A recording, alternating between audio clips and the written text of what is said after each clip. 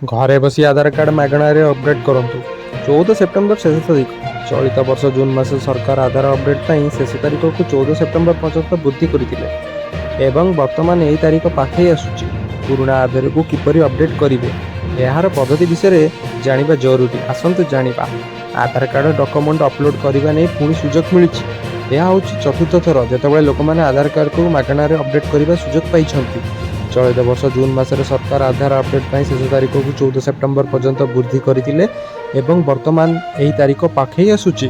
September 14 ହେବାକୁ ଏକ ମାସରୁ କମ୍ ସମୟ ବାକି ଅଛି।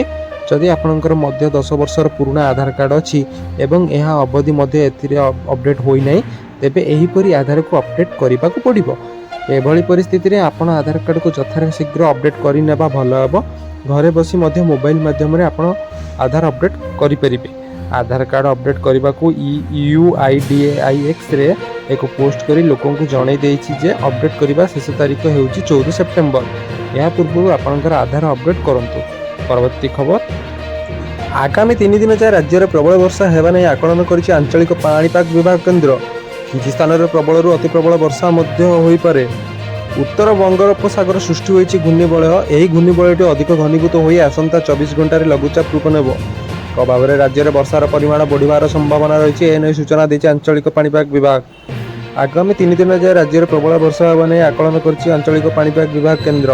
କିଛି ସ୍ଥାନରେ ପ୍ରବଳରୁ ଅତି ପ୍ରବଳ ବର୍ଷା ମଧ୍ୟ ହୋଇପାରେ। ବର୍ଷା ସହିତ ଘଡ଼ଘଡ଼ି ସମ୍ଭାବନା ଅଧିକ ରହିଛି, ତେଣୁ ସତର୍କତା ରହିବାକୁ ପରାମର୍ଶ ଦିଆଯାଇଛି।